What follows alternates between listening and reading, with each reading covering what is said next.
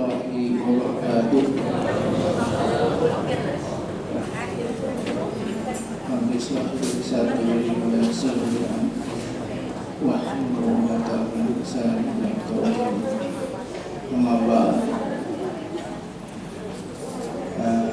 Merupakan satu kehormatan bagi saya bisa menyampaikan sesuatu yang mudah-mudahan sedikit itu bisa menambah.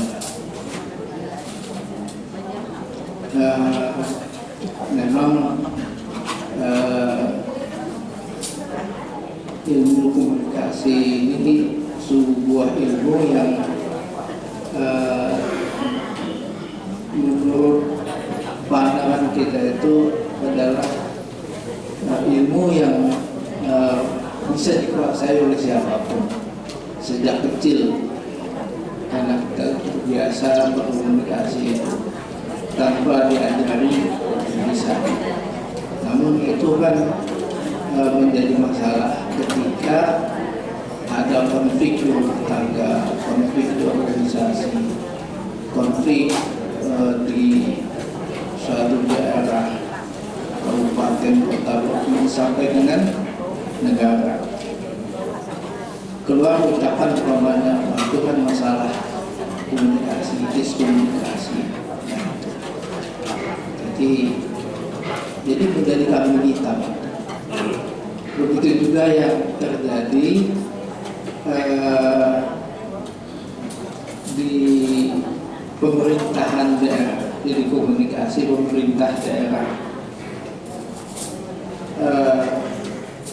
Pemerintah daerah itu sangat erat hubungannya dengan masyarakat, dengan rakyatnya, dengan stakeholder, sangat erat. Pemerintah sebagai penguasa itu antara lain membuat kebijakan-kebijakan. Nah, kebijakan-kebijakan ini termasuk yang menyangkut kebutuhan masyarakat, di bidang ekonomi seperti investasi, bidang sosial seperti bantuan sosial, kredit macam-macam.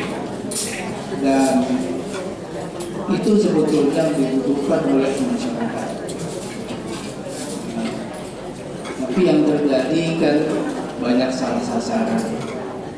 Jadi segala informasi yang mempunyai nilai ekonomis itu biasanya tertahan di tingkat atas, di tingkat keluarga. Jadi sekarang manfaat dari informasi itu habis, baru informasi itu sampai ke bawah. Jadi di sini kelihatan komunikasi pemerintah terhadap rakyat itu terhambat secara struktural dan bahkan secara budaya.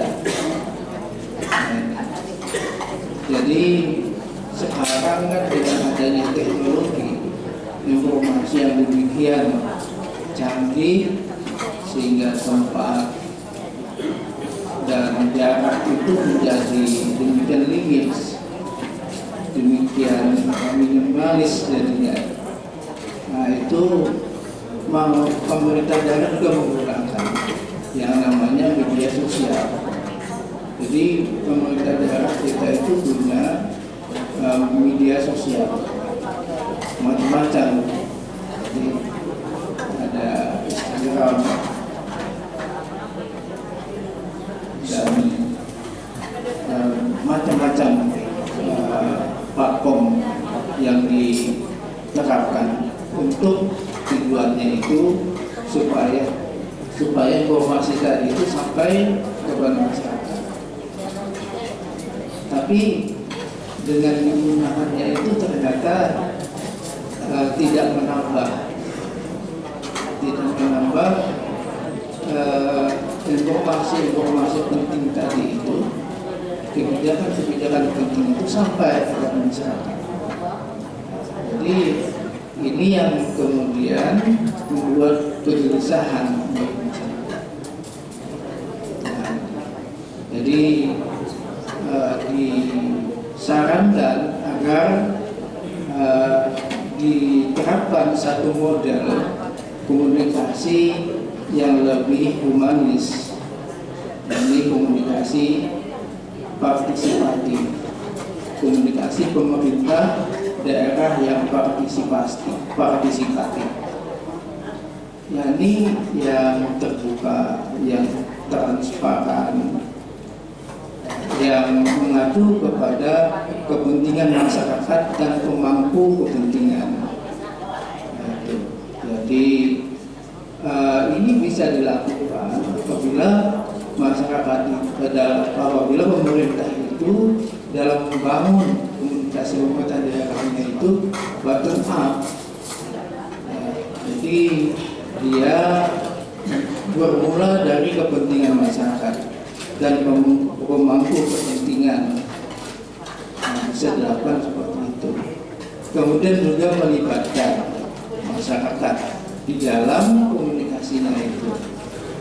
Dan bahkan yang ideal itu menurut Doktrin Habermas itu disediakan yang namanya public space. Di public space ini adalah ruang-ruang publik yang digunakan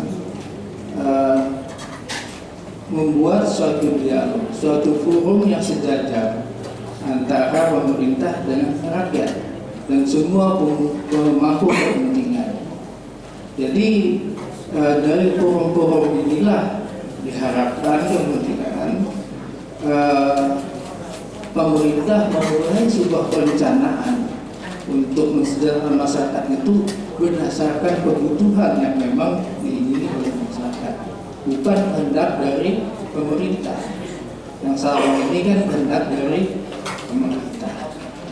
Nah, jadi itulah inti dari pidato pembuat saya pada saat itu. Dan itu kalau saya jelaskan lagi banyak, tapi saya beralih kepada yang lain. Dalam komunikasi itu kita harus persuasif. Tidak boleh kita itu koersif, memaksa. Tapi dalam komunikasi itu kita harus persuasif.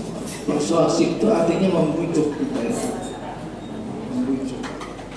Jangan sampai kita memaksa. Jadi kalau sedikit saja perbedaannya sebetulnya ini di ekspresi non formalnya. Kita mulai untuk menunjuk orang pergi. Silahkan kamu keluar. Itu terasa mengancam, menyakitkan. Tapi kalau mohon berkenan, kalau ada kepentingan atau untuk meninggalkan tempat lain kan. Yang pertama itu koersif, yang kedua itu persuasif. Dinilai.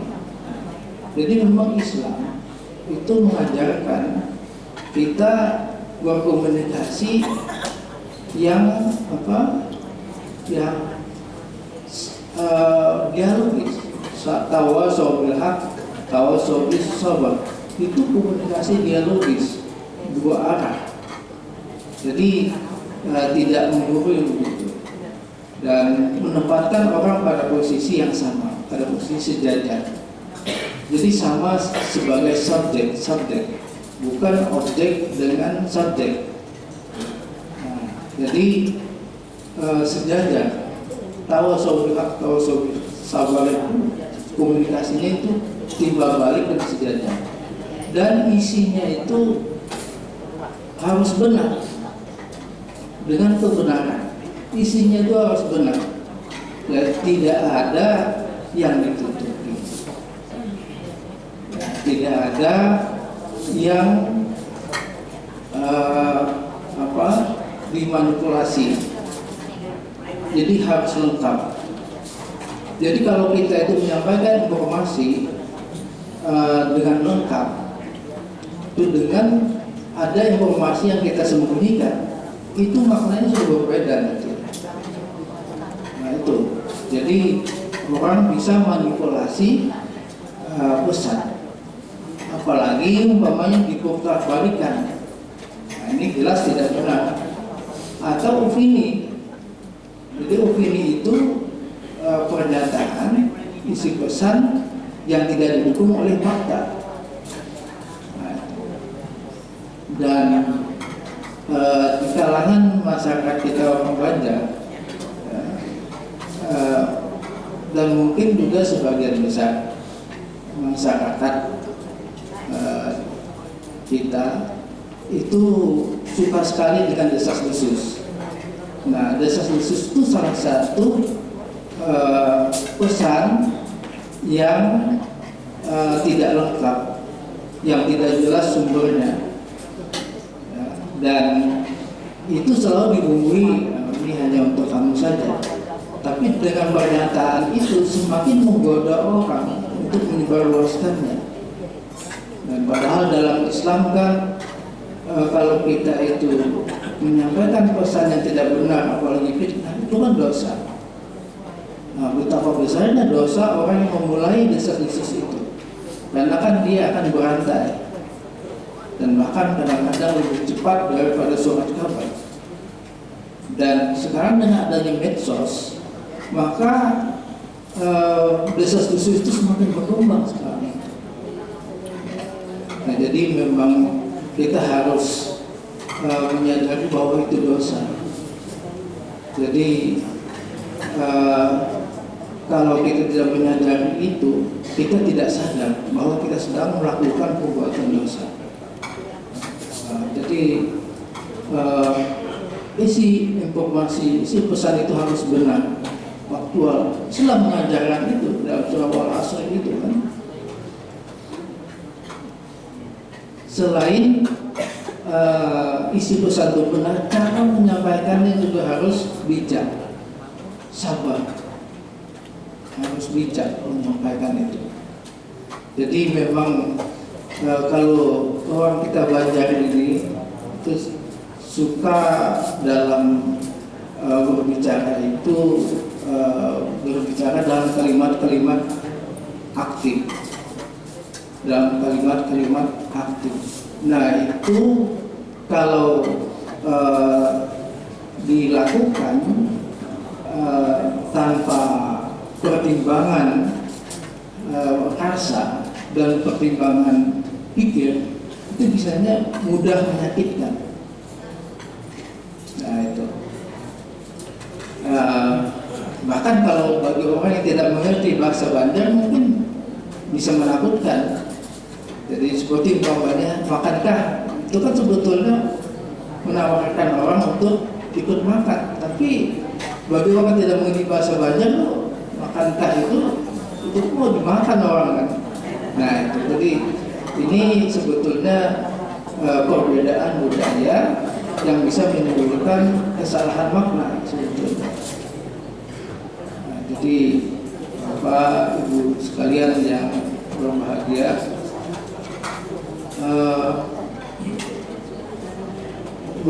berkomunikasi atau berbicara dengan sabar itu memang memerlukan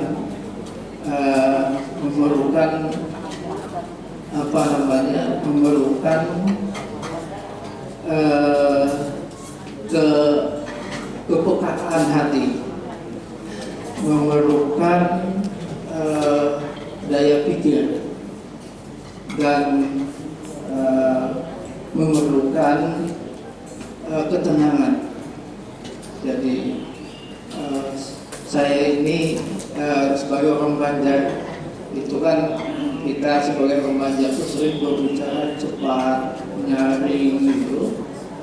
Nah, itu merasakan betul sangat sulit untuk berbicara sabar, itu sangat sulit sebetulnya. Dan saya sedikit terbantu karena waktu itu S1 itu kuliah di Jogja. Jadi di Jogja itu kan orang kenal bahasanya itu halus, pelan, sabar gitu. Sehingga ketika pulang ke sini tuh ibu tuh, sekarang kamu ngomong itu lambat katanya, lambat, pelan katanya, berubah katanya. Saya tidak sabar Kalau lambat sekali, pelan, sulit kedengarannya. Jadi kata saya, coba bandingkan dulu, apakah bagus saya keras dan cepat berbicara, ataukah saya pelan dan lembut saya berbicara. Katanya lebih baik pelan memang dan lembut. Nah itu kata saya. Jadi kita memang harus menyebarkan sesuatu yang baik. Ya, kita ini sekarang menjelang pemilu. Ada kebiasaan money politik itu biasa, hal yang biasa, sudah terbiasa money politik itu. Jadi para penyelenggara itu juga berkata begitu. Jadi para penyelenggara di tingkat kecamatan, di tingkat rumah juga bicara begitu. Jadi kata saya, mereka kan kalau pemilih itu kebanyakan memang kesadaran politiknya, pendidikannya itu masih katakan di bawah gitu. Tapi bapak-bapak ini sebagai penyelenggara itu sebetulnya jangan mengikuti mereka, harus mengingatkan yang namanya money politik itu adalah sobang menogok. Ya kan? Seberapapun kecilnya money politik itu menogok. Dan sekarang pemilih itu banyak menanti sokongan. Apakah Anda sebagai penyelenggara lalu mengikuti itu, atau Anda sebagai peserta pemilu itu mengikuti itu? Tidak, kan Anda lebih tinggi pendidikannya, Anda lebih banyak pengetahuan, Anda harus menyadarkan. Jadi kalau dia minta disogok itu dosa. Apalagi kalau Anda sebagai peserta pemilu, sebagai calon menyiapkan dana untuk menogok, apalagi dosanya lebih besar lagi. Jadi sekarang kata saya, penyelenggara itu harus menyebarluaskan bahwa money politik itu haram, dosa itu. Itu menghalangi sila 1 Pancasila, menghalangi itu. Nah, jadi itu harus diberantas. Sebetulnya kata saya, kalau ingin memberi uang tapi itu tidak money politik, bisa. Anda beri aja orang dalam jangka waktu setahun gitu, siapa-siapa yang ingin minta dukung dengan mereka, tahun dikasih Anda subsidi ya. Tapi jangan dikatakan bahwa nanti pilih saya, jangan, nggak usah dikatakan itu. Tapi berilah mereka subsidi siapa yang tidak mampu. Berikan itu selama 1 tahun aja, ya. Nggak usah tidak pilih saya. Anda mencalon pasti dia pilih kamu. Kenapa manusia itu tidak bisa tidak membalas jasa orang? Jangankan manusia, kucing aja kita beri makan, dia datang kita ke rumah disambut, kita tulak ditulak. Apalagi manusia kata saya. Jadi sebetulnya itu kita ini mau instan, ya, dengan serang pajar itu, lalu orang beralih memilih kita. Saya itu dosa itu. Jadi ada cara-cara yang sebetulnya sama kita itu ingin supaya hidup, tapi yang satu halal, yang satu haram. Nah, itu yang perlu kita sebarluaskan. Dan selama ini saya melihat para penyelenggara pemilu itu, betul Pak, bukan saya mengatur, saya pernah jadi anggota komisi 2 jadi saya tahu betul itu. Jadi sebetulnya kan